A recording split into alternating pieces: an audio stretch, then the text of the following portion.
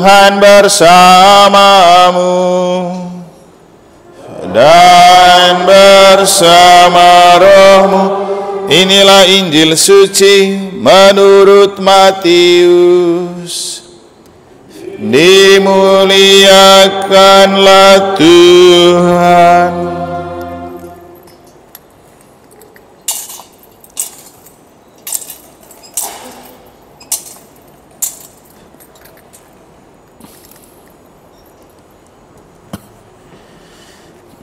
Sekali peristiwa, Yesus tiba di daerah Kaisarea Filipi.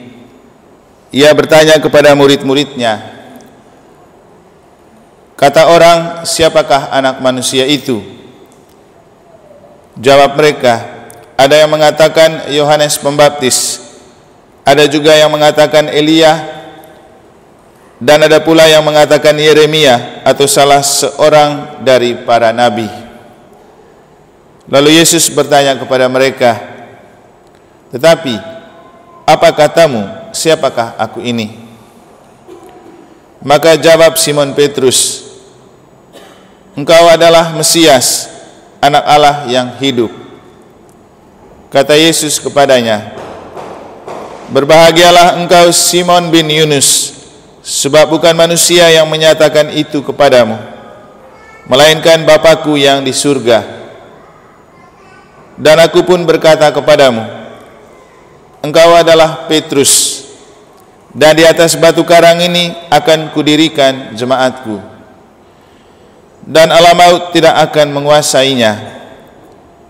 Kepadamu akan kuberikan kunci kerajaan surga, dan apa yang kau lepaskan di dunia ini akan terlepas di surga.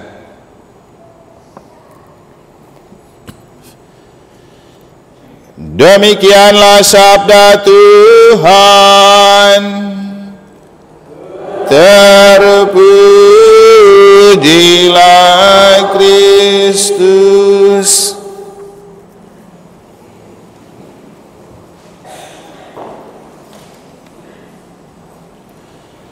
Para suster, frater, Bapak Ibu, saudara-saudari, adik-adik dan anak-anak sekalian yang saya kasihi dalam Tuhan, kita bisa melihat ke dalam diri, keluarga, dan hidup kita. Apakah hal-hal manis yang telah terjadi dalam diri dan hidup kita di 365 hari yang berlalu, dan apa hal-hal yang pahit? Semanis apapun pengalaman hidup yang telah kita alami, kalau kita coba melihat dalam konteks iman, maka itu adalah anugerah terindah Allah untuk hidup kita.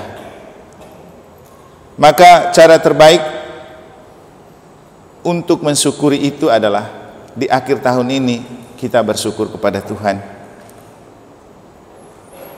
Kita juga pasti menemukan pengalaman-pengalaman pahit.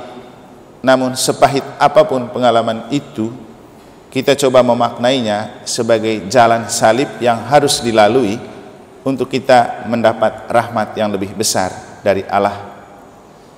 Karena rahmat itu memang otomatis. Rahmat itu memang gratis, tetapi tidak otomatis. Untuk mendapatkannya, kita harus berjuang dan berkorban. Maksud dari iman dianugerahkan kepada kita untuk menjalani tahun-tahun kehidupan kita adalah agar iman menjadi cahaya yang mampu melihat dan menemukan Tuhan di balik seluruh pengalaman yang kita alami, baik dalam suka dan duka, untung dan malang, sehat dan sakit. Ketika kita menjumpai hal-hal yang menyukakan, menyenangkan, dan terasa manis, kiranya membuat kita makin menyadari bahwa Tuhan tak pernah berhenti mencintai kita. Sebaliknya, ketika kita menemui hal-hal yang susah, menyulitkan, atau yang bagi kita itu adalah persoalan, semoga itu membuat kita makin menyadari bahwa Tuhan memberikan kita persoalan karena Tuhan sudah menyiapkan jalan terbaik untuk kita. Karena seringkali dalam hidup, apa yang bagi kita itu persoalan, bagi Tuhan itu adalah jalan lain yang perlu dilalui untuk kita diantar pada kondisi yang lebih baik. Maka apa yang dikatakan oleh Nabi Yeremia, jalanku bukan jalanmu, rancanganku bukan rancanganmu, adalah sebuah kata-kata Allah untuk mengingatkan kita bahwa semanis apapun hidup atau sepahit apapun hidup, itu semua indah karena menjadi rancangan terindah Tuhan untuk kita dan jalan terindah Tuhan untuk kita. Yang perlu adalah menjalani sambil menyadari bahwa Tuhan pasti selalu melakukan yang terbaik untuk kita.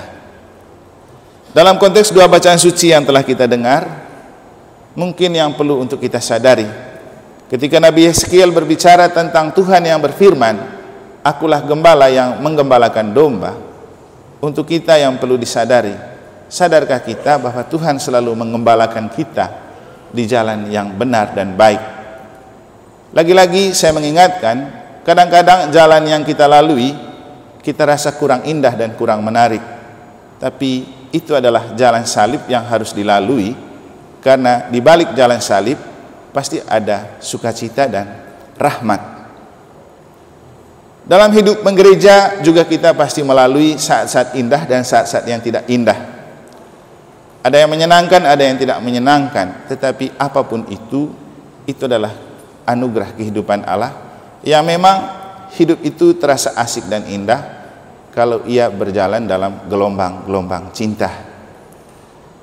Laut akan menarik kalau ada gelombang, kehidupan akan menarik kalau ada gelombang. Demikian juga hidup kita selama 365 tahun ini, pasti kita melalui gelombang-gelombang. Ada saat masa suram, ada saat masa indah. Kita menyadari bahwa apapun jalan kehidupan yang telah kita lalui, seperti apapun besar gelombang kehidupan yang kita lalui, di sana Tuhan hadir sebagai gembala yang selalu mengembalakan dan menuntun kita di jalan yang baik dan benar. Maka layaklah di akhir tahun ini kita bersyukur. Apalagi untuk kita umat Paroki Santo Petrus Negara, sebesar apapun badai dan gelombang kehidupan yang mungkin ingin menerpa atau juga merusakkan atau juga mencederai nama baik gereja, kita beruntung punya Santo Petrus yang dalam Injil hari ini ia tampil sebagai seorang pahlawan hebat untuk menemukan siapa itu Yesus. Ketika Yesus bertanya, kata orang siapakah aku? Mereka memberikan banyak jawaban, tetapi ketika ia bertanya, katamu siapakah aku? Petruslah orang yang mampu menemukan Yesus sebagai Mesias. Engkau adalah Mesias, anak Allah yang hidup. Yesus bilang apa? Berbahagialah engkau, Petrus bin Yunus, karena bukan engkau yang mengatakan itu, tetapi Allah yang berbicara dalam dirimu. Kebahagiaan hidup bukan tergantung pada kita. Kebahagiaan hidup tergantung pada bagaimana kita menemukan Tuhan dalam seluruh bentuk dan perjalanan hidup kita. Biasanya kalau kita memasuki masa-masa suram dan masa-masa kelam dalam hidup, kita susah menemukan kebahagiaan. Tetapi ada orang yang mampu tersenyum dan bahagia walau ia melalui jalan-jalan yang mungkin tidak mengenakan. Disitulah kekuatan iman, disitulah kekuatan berjalan bersama Tuhan, disitulah kekuatan berjalan bersama Yesus. Bapak Ibu, kita masing-masing punya pengalaman manis dan pahit. Tetapi sepahit dan semanis apapun perjalanan hidup kita di tahun 2023, satu hal yang pasti, Tuhan tidak pernah membiarkan kita berjalan sendiri. Tuhan tidak pernah tidak menggembalakan kita. Tuhan selalu mau berjalan bersama kita. Dengan gada dan tongkatnya Tuhan selalu mau menggembalakan kita. Dan karena itu paling penting, tetaplah jaga iman bersama Petrus yang diberikan sebagai wadas gereja, yang diberikan sebagai pelindung paroki kita. Mungkin ada yang kurang memaknai atau lupa untuk memaknai. Setiap kali kita melakukan hajatan, termasuk hari ini sudah ada dalam ancaman hujan, saya lihat ada yang pasang lilin di patung Santo Petrus. Dan biasanya ketika punya hajatan di gereja dan kita membakar atau memasang lilin di patung Santo Petrus, pasti cuaca yang bagus akan diberikan. Salah satu contoh kekuatan iman Petrus yang sangat membantu kita. Saya sendiri kalau pergi kemanapun selalu pamit di Santo Petrus, dan pulang saya lapor di Santo Petrus. Apa yang saya minta di sana?